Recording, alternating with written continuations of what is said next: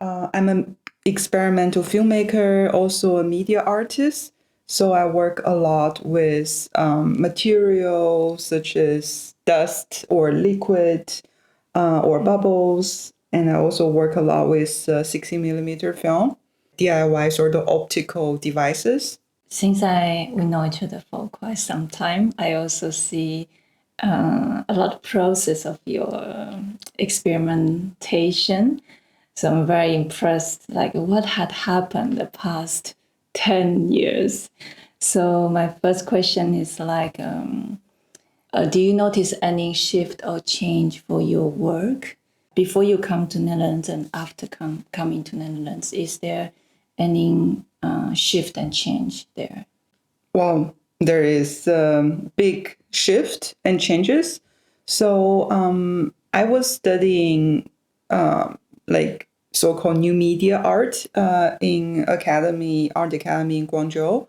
So I will consider my the Netherlands or pre-NL pre-master time of my artistic work are very sort of video artists, media artists with a touch of feminism, contemporary art with video installations, self-portrait, this kind of direction. So most of my work used to be more figurative with narrative.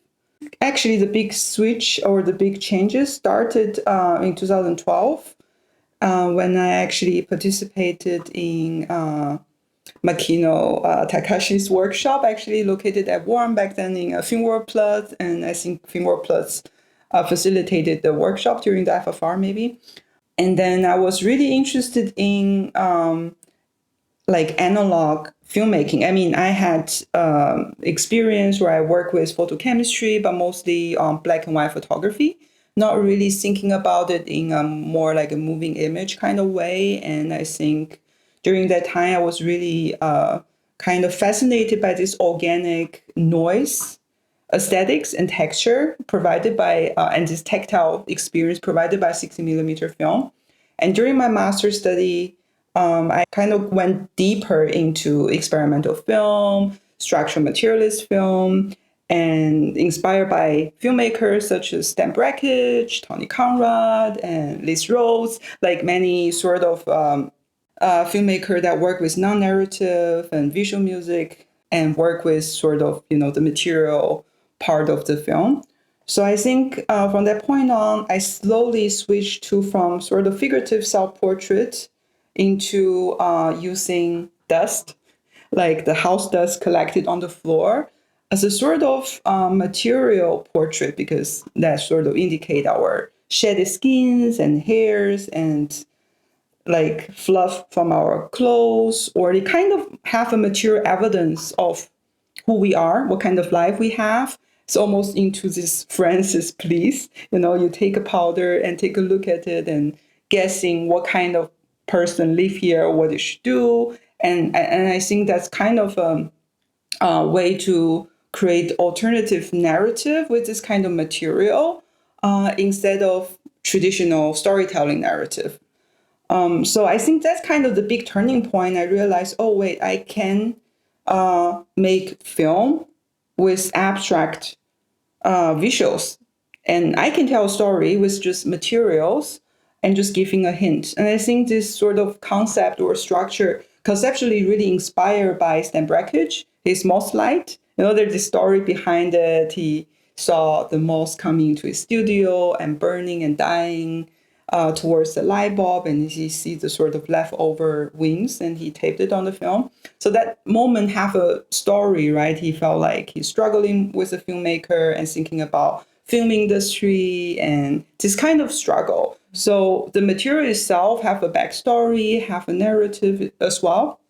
So conceptually, that's very inspiring. And plus Makino Takashi's aesthetic of this sort of visual noise. And I think these two big influence back then in 2012 kind of sort of dragged me to a different direction of making work. So that's a big switch from that point on. Is that also the moment that you have this series with the dust, like some of the short film, like dust poetry, dust narrative, and Yes. then you start with this dust, this element, and very visual, poetic visual language, also using the analog film medium, and then you slowly start to work with the liquid, these elements. How does that change happen? Yeah.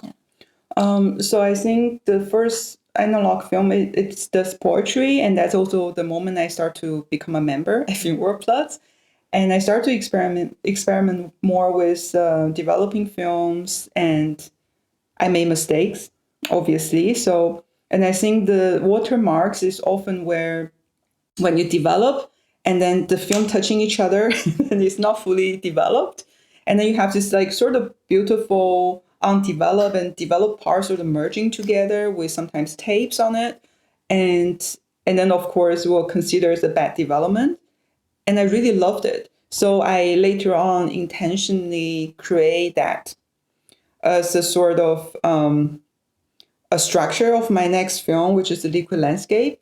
But meanwhile, there also another story dragged me to the liquid, which is parallelly always running on two tracks. One is 60 millimeter film, one is sort of installation.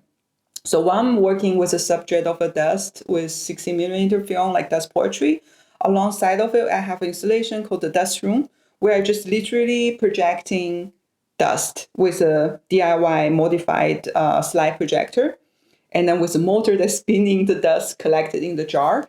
And then when I first showed that work at Tent, the old Tent, used to be in Witte Street, and I got complaints of people who have asthma or allergy in the art space, because I was at some point intentionally releasing them, because this whole playing the concept of the artist is not present, but her dust is present. So you're still inhaling partially my dust. So that's the big plate of my work. But of course, I didn't think of people who have allergies or asthma.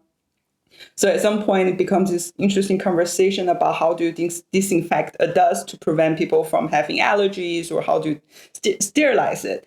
And then that become an interesting thing to think about in an art space, how people want you to kill the conceptual core of your idea. And I kind of make it a joke back then. I think in 2017 already, people don't know what hand sanitizing gel is. It's pre-COVID time. So I just decided to put the dust in the hand sanitizing gel just to see how it looked like and would it solve the problem. I was thinking it will be a sort of conceptual play, because when you spin it, when you wash the dust, you're washing off your identity, which is like sort of the core concept of my work. And then brings to surprisingly very beautiful, actually visual result. And then that also drove me to the second step of my film that I'm doing.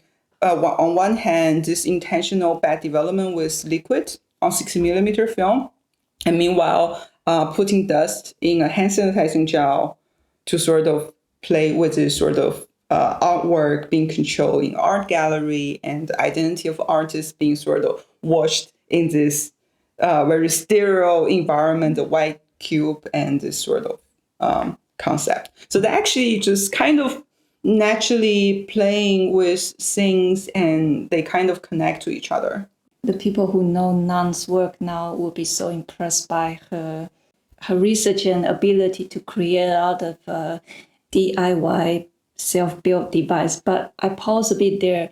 What you are just sharing now, it is actually really beginning of this journey. So can you bring us back a little bit, that moment, like when you decide to use those elements, no matter dust or water, and then you want to project it. So how did you start? Because I remember once in a workshop, you were mentioning like you never paint yourself when you were in China, and you don't need to do a lot of things yourself. And once you start to live in the Netherlands, you start to figure out a lot of things. And I'm very curious about this part. Like, so going back a few years back, when you just begin to try to build something yourself, and how was that research and process look like? Indeed, I was at some point realized I was lacking a lot of handy skills when you live in the. I don't know how to fix a bike. I don't know how to drill a wall. I don't know how to paint. I never painted a wall before when I was living in China. So I think at some point, but I consider that's a life skill. I never really consider that that is something I need to really do as an artist. I was quite handy in my BA to build sculptures or structures for design, but not like life handy skills for life. But I think at some point, mostly when I was studying Europe, as a poor student, there are certain things that I envision how to make it, but they're not available and they're expensive. So that also means that I have to find means to make it. For example, for my work of projecting the dust, at the beginning, I really trying to just get a slide projector and modify it. And then I was using the modified projector by just making a bigger space. And then I realized, oh, it's super heavy and the lamp is tungsten lamp is constantly broken. They're weak. They're different colors. And then I was thinking, like maybe I'll build myself so there's more space, because to crack open a metal case, because some of them are very solid, is very difficult. And then they're all kind of, if I collect them, they're all different specs. So they all build differently, different brand, different structures. So at some point I was like, this doesn't look too complicated. I could build it. So that's a journey to not to be afraid anymore. Once you start the journey and you crack open a box, see what's inside, and you're like, I can build it. So I think that's kind of this sort of very boldly go without too much of thinking, just believe that I can make it. Yeah. And then going back with this DIY project, you began with projecting the dust and later introducing these liquids. So how does that process unfold later to bring you to a later work? So basically, I start to realize that I think also in the process, I often really reflect on how I make my work and how do I end up here. So I realize actually my process or my research is always a sort of two directions. So mostly is hands-on practice that I just having fun, experimenting and discovering something.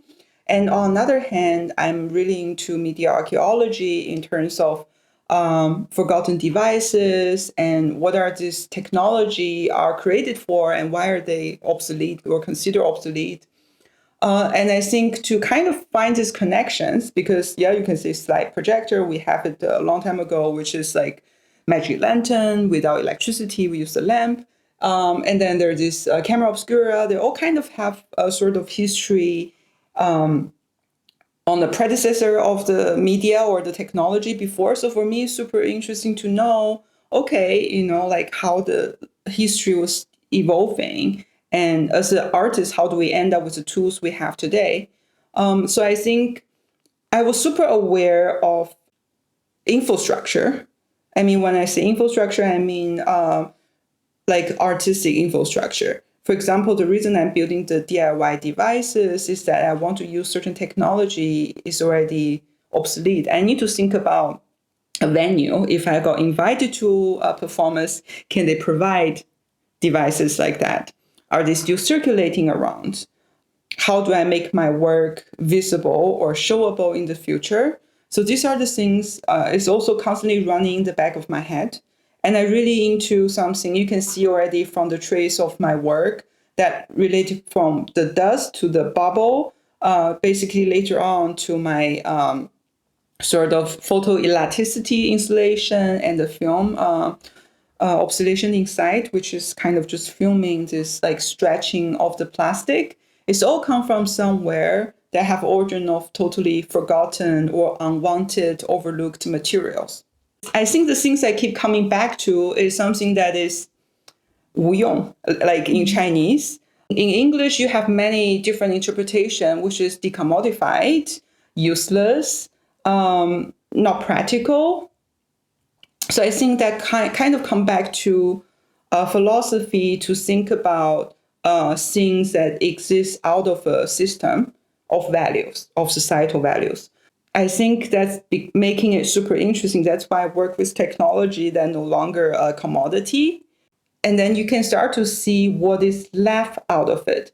And I think the whole idea of 无用 is like, it's not just because it's useless, it's not practical, but it's like not really having any societal values anymore. I mean, because it's also coming from Zhuangzhou, the philosopher. He believed that if you're useful, then you will be used. For example, I think he used to work in gardens of lacquers tree garden, that he just cut them and collect the resin to make the woodworks, the coating of it. And it's like, look, if you are a useful tree that produces nice saps or resin, then people are going to cut you because you're useful. So I think that's also kind of a nice way to think about things or commodities or devices or media or artistic practice or artist itself, artwork, being passively, voluntarily or not, always embedded into a societal value, right? Your work have values and things have value.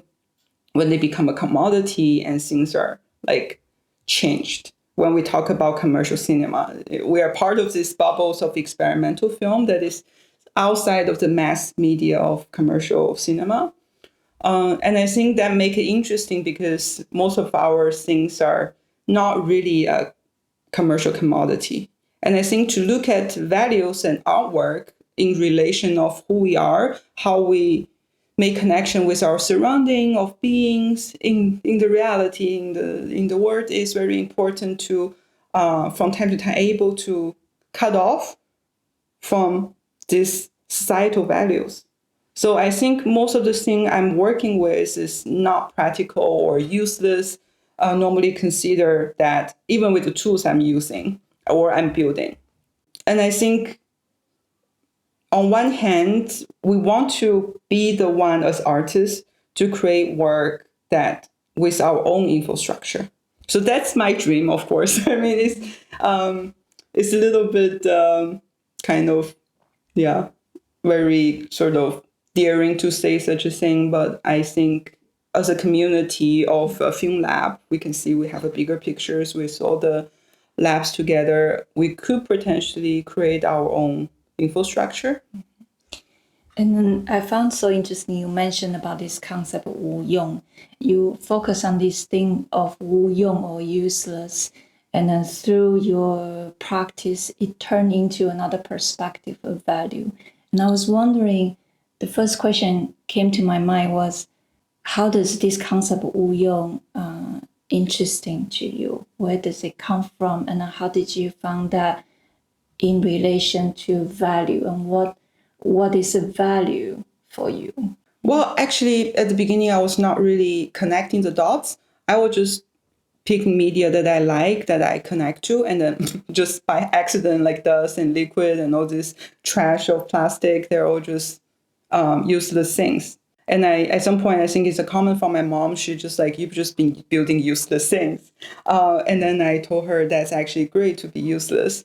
So that kind of things were, what I'm saying right now is connecting it at this point, later point in my practice, because I'm also creating DIY tools and consider them as a decommodified DIY buildings, like sort of salvaged from the industry. So that's where I start to connect these points. And I think most of the cases, I just follow my intuition and then doing the things I feel comfortable to do, and then later on reflect on it, and then finding connection. So I really believe that we sometimes consider things wrong. So we always, in our own mind, when you think about research, you're like, I'm going to read about it.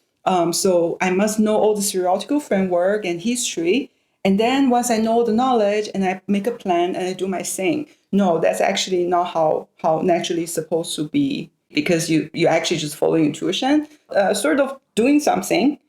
And then you're like, oh, that's interesting. And then later on, you reflect upon why you did what you did. And then connecting dots with other practices, and you summarize it later, or even later on, let's say 200 years, when people from the future and look at what Li Chun or what am I doing, what the whole community is doing, and then they frame it with a label. For example, I don't know, just saying, oh, this is experimental film or expanded cinema. But when people first doing it, they have no idea what they're doing. or what they were doing will be considered structural film or expanded cinema at all. Is this also a little bit how you do your research? Is it also very intuitive way? How does your intuitive research process look like? When you are figuring out things, I can also imagine when you are building so many devices, it's a long process, a lot of frustration, or also a lot of try and error. I don't know how much time it's involved, but can you share a little bit that process? Yes. So I always consider learning or making is like a children learning how to walk. You have to bump into walls, or you have to really, fall on your knees in order to really learn. So failure is a big part of the process. So normally, I normally should do archival research to understand if, for example, I'm building the DIY printer.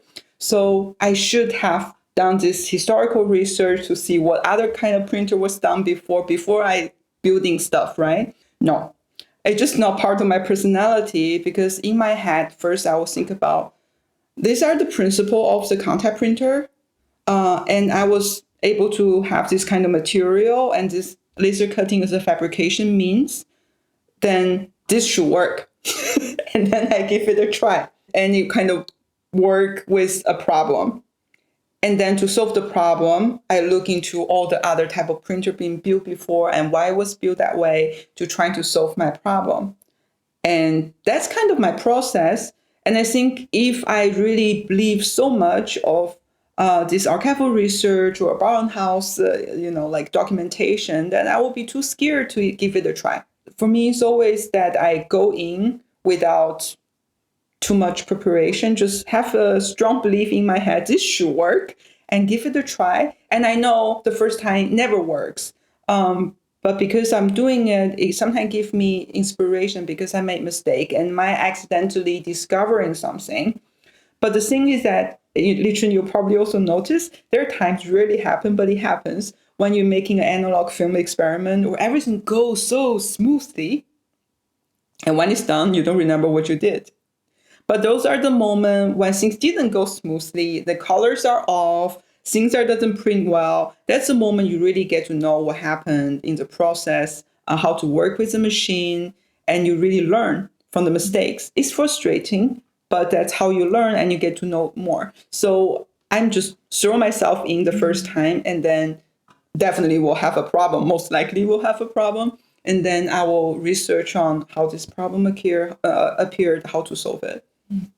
And then when you are building all those devices, no matter from the contact printer, you also build a projector before, and then you also work with your DIY camera. And then I feel when you're building your own tools or device, there's always an intention that you want to have a certain freedom, or you want to get rid of certain limitation. So how do you see limitation and freedom from the artistic perspective, in your perspective? I think there are different ways of looking at it, or different way of understanding what's limitation, what is freedom, depends on the context. So, for example, I never find limitation is a problem of being being productive, because when you say don't eat the apple, then I only can think about is eating the apple. So you're giving kind of a hint for people to start with something. But of course, if you say, you can do whatever you want, that means you didn't give any hint for people to grab on. So there are no frictions to really, start sprouting something new. So that's why when you say you can do whatever you want, and you ask someone, what do you want for dinner? Whatever you cook. And that's not really helpful, because there are no hints whatsoever to really, because our human mind, I think, is wired in a way that you find connections. And you give something and then see how we feel about that, what kind of connection we make with that thing that you provided. So when you say don't do something, you're actually giving a seed for creative connections. But on limitation, I think for me, when I when I build the cameras or something else, it's not really about restriction. It's about kind of rethinking about industrial standards. So, for example, we are given to a format of moving image with 4:3, 16:9, or where the perforation should be, where the soundtrack should be. 60 millimeter film image are arranged in certain orientation. Does it have to be? No, it just because it was made as industrial standard by, I think, the Society of Moving Image. People have association, they agree on certain things, mostly old white men that still exist. Then my question is like, yeah, but do we have to? That's why I start to thinking, okay, then maybe I'll make the image lying down. Then maybe I'll make a projector lying down. Then I have a wider perspective, still using the same 60 millimeter film stock. So it's a bit more thinking beyond. It's not about restriction, but this about restriction with power. It's about industrial standard set by company that are already kind of not being commercially so viable anymore. So then if we are filmmaker or artists working these tools, making our own camera devices, just kind of a hint of reminder that we don't have to follow this anymore. It sounds like some of this process you start with certain questions like does it has to be and can it be other way, or why is designed this way, can it be differently? And then I think from the other side, your film or your performance visually is also very poetic, and then it starts from certain element. If it's maybe from some mistake or some accident or some daily observation, and it comes a little bit different. One is a bit more like a mental, one is a bit more intuitive. Like how do you see them weave together? Yes, I think that's two different starting point, and I'm actually intentionally to keep it that way. So one is kind of just sort of intuition, poetic discovery of who you are, what you like, what kind of story you want to tell.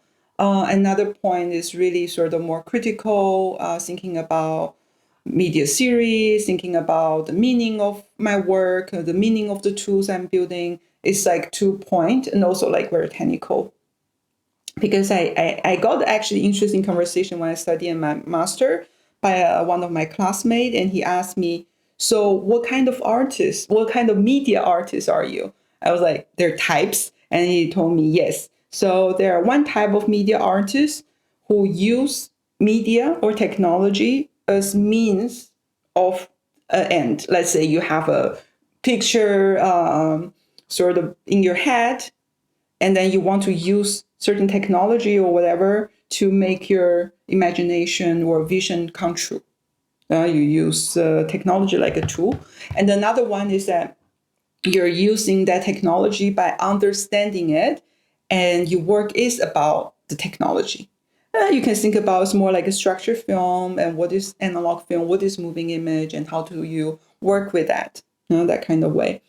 And I told him, I feel like I'm doing two at the same time, and then trying to find connection point. Sometimes more tilting to the poetic, intuitive side of my own vision. Sometimes more leaning towards how do I understand technology or medium itself. It's always oscillating a little bit, sometimes towards my own sort of intuition or dreamy sort of own bubble of aesthetic, and sometimes it's more leaning towards just like media theory, understanding of media art. That kind of direction is always oscillating, but I do aware of these two connecting points, and I do find them very important, should be coexisting at the same time.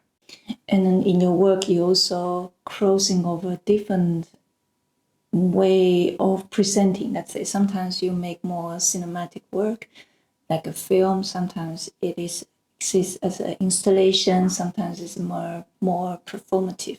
Do you see any differences, or like what's your choice between them?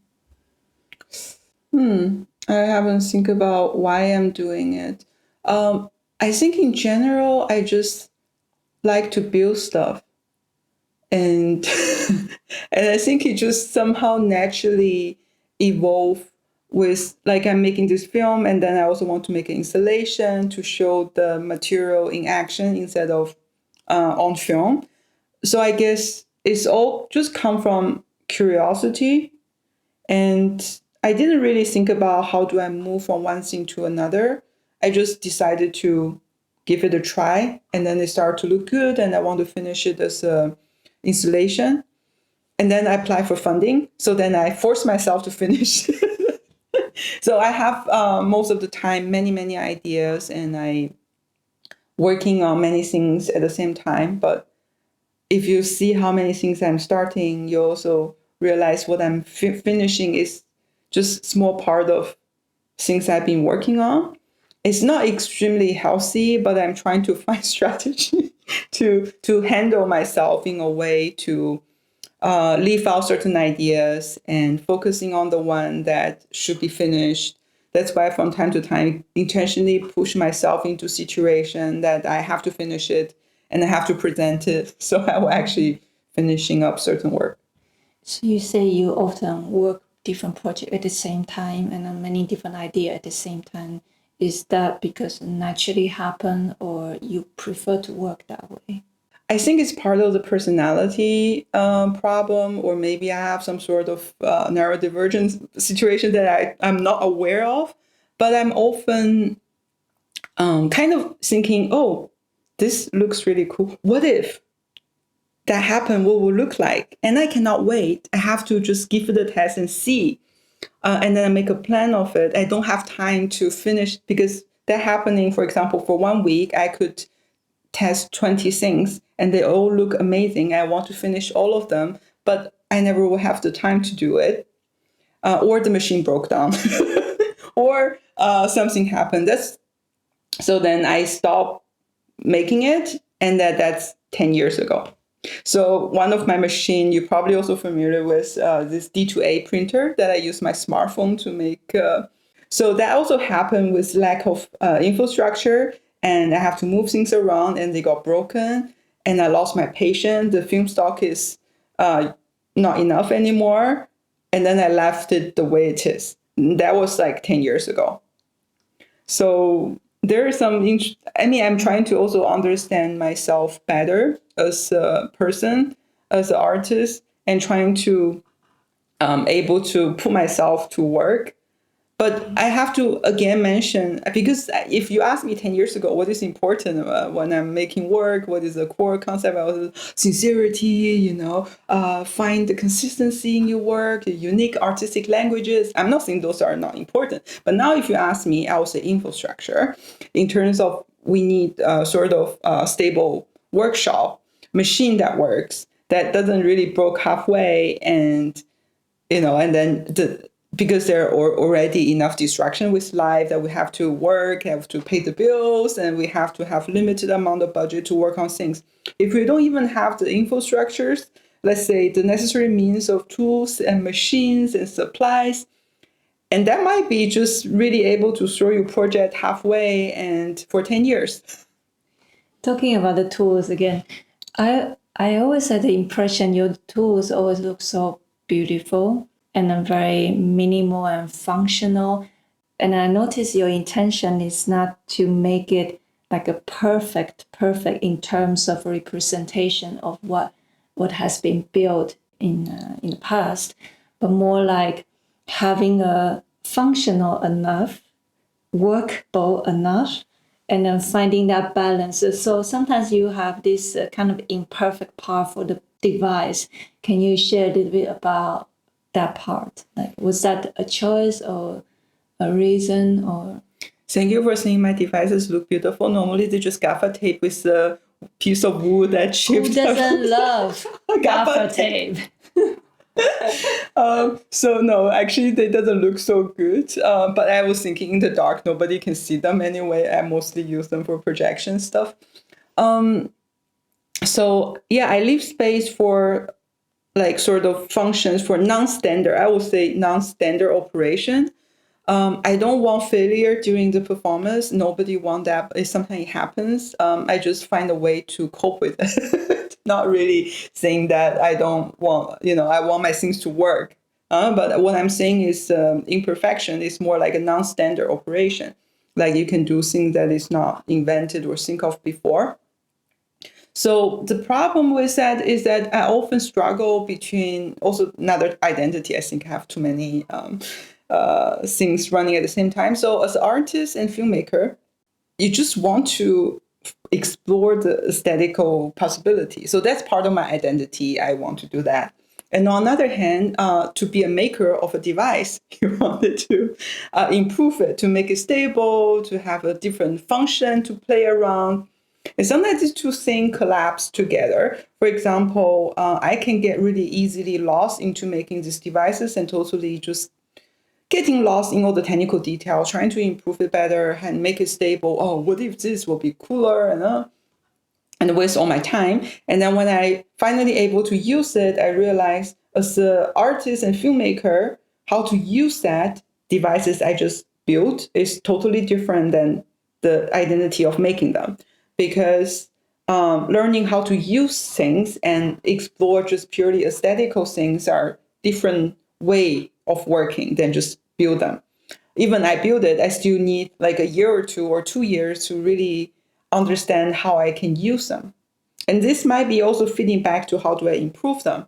So there's always unstable, always improving with many versions of making it and using it at the same time. So I kind of really trying to all the time remind myself, do not get lost of making tools because it's more fun to use them. So I try to always remind myself because I can get really obsessive trying to make things work perfect. It's just part of my personality. But actually, I don't enjoy it as much of using it to explore artistic, aesthetical options.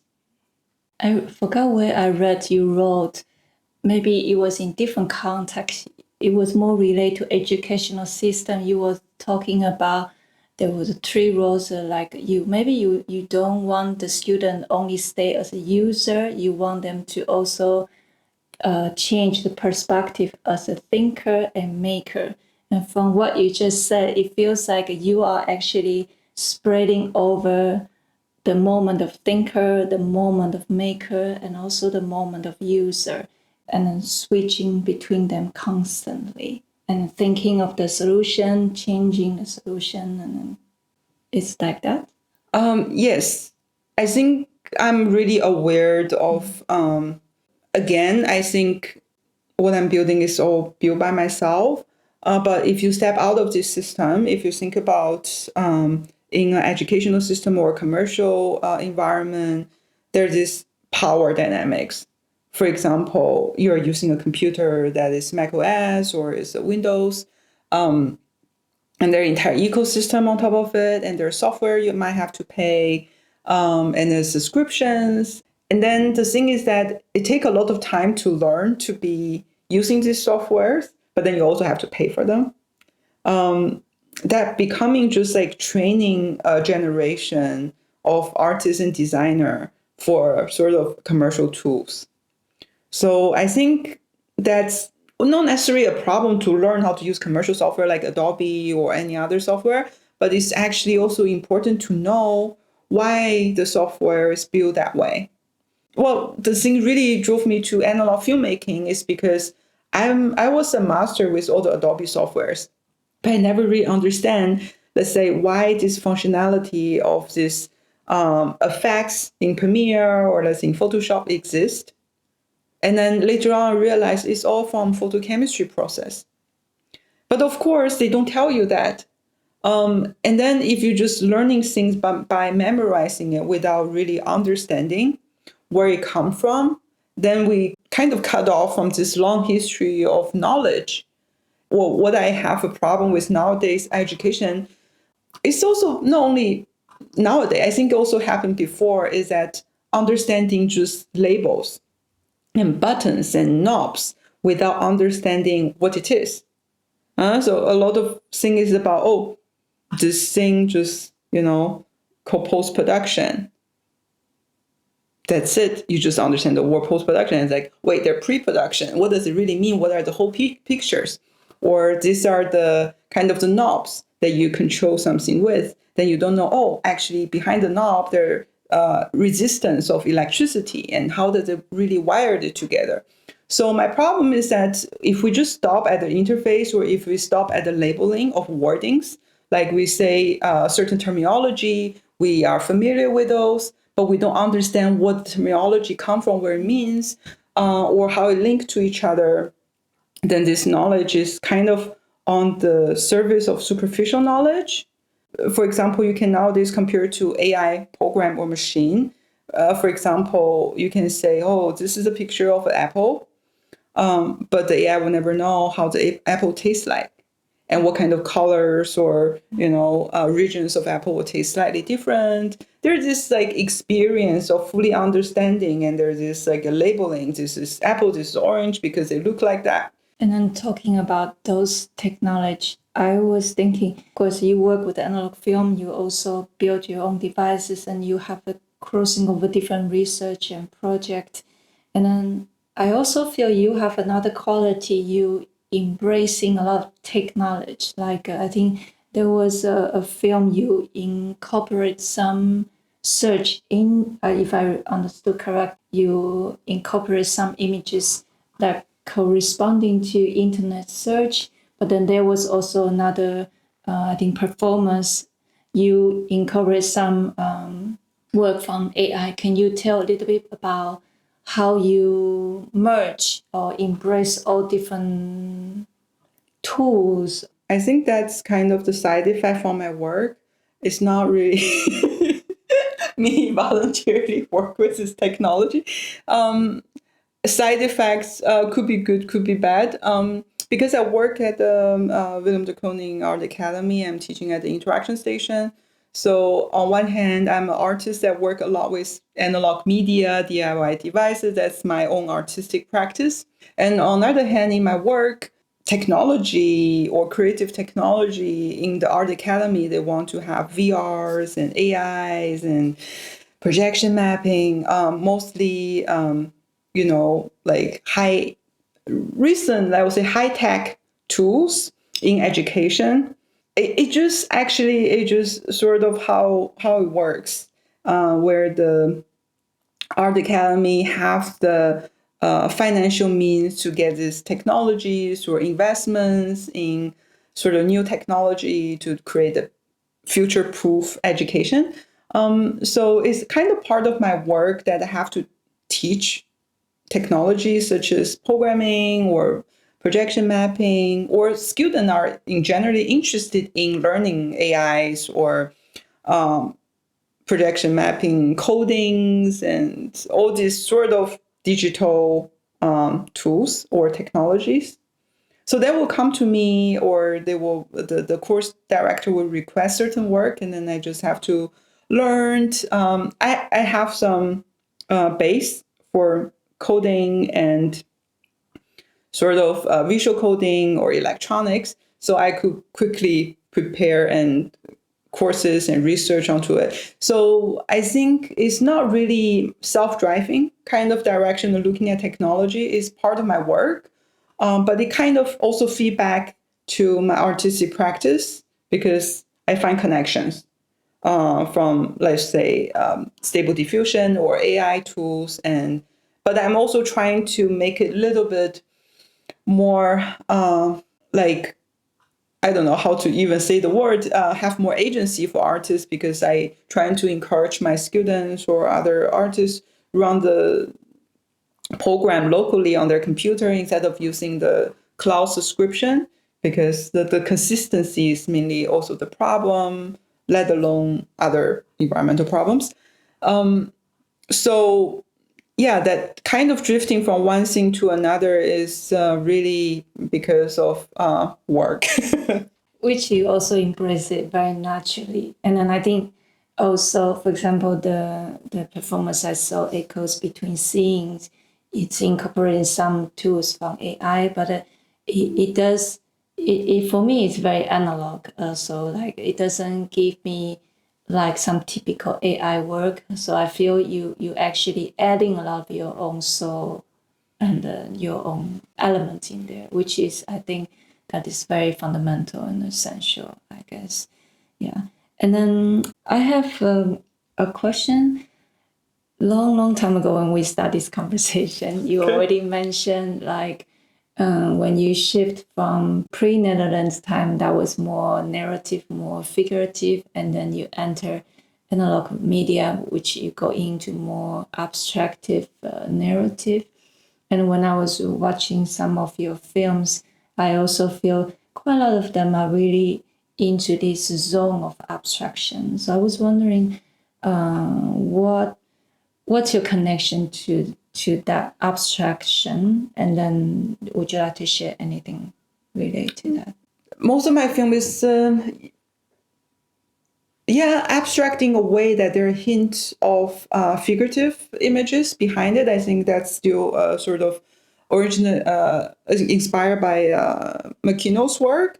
But later on, I was really into different kind of noise and abstract patterns, and sort of, and then I start to realize kind of the reason I really love abstract images is because of as a viewer, you kind of put yourself in a kind of more active role. So instead of trying to follow a narrative storyline and with abstraction, there's some, I think there are different things going on in our head when we were a viewer. You somehow drifted in a way to think about your own experience related to the images. And I think as a filmmaker, that makes me very happy to not to be a storyteller and everybody follow my story and trying to solve the mystery of my hint and narrative. No, I want actually to have an equal position with audience, to sort of viewing the cinema, but also a moment of different experience. I wouldn't use the word even co-creation, but more like everyone will see my work, but have their own version of experience. And I think that's very important. I really didn't like sort of this, passive narrative or storytelling without space to interpret. And I try to kind of understand why I like certain noise and organic textures. And I might getting close to an answer. Or maybe when you ask me the question, it will change again. And I think most likely because abstract patterns and images really have a deeper connection with sound and music. And what we are creating is actually the more immersive environment instead of fictional story. So, and I think this actually related because I was actually was looking to expand the cinema basically in the 60s and 70s from Ginny Youngblood. And was like reading the book again in more details and trying to understand it more. I think, in this sort of moments of in the 60s and 70s when expanded cinema happens, it's also happening the same time with LSD trips and all this sort of psychedelic experience.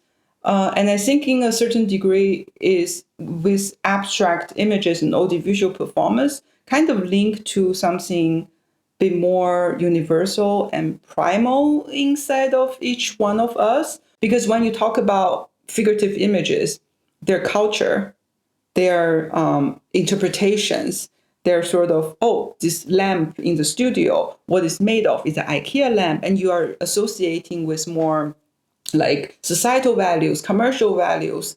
Is it a rich lamp or is it a poor lamp? And then there are these other things getting to the way. But I think in the 60s, 70s, in the expanded cinema, there are also this moment that believe that using this sort of abstract work and audiovisual experience are able to link to something be more deep down, universal, primal, that able to connect to everybody.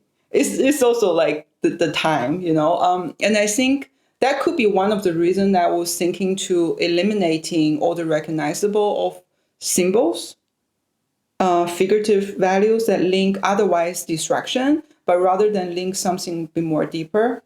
I mean, I don't have, right now it's just sort of a vague answer, but I think that's part of the reason why I like it. Because when you film as a filmmaker, when you take a shot, they're never so clean. You have a table, the shade of the color and the texture of it.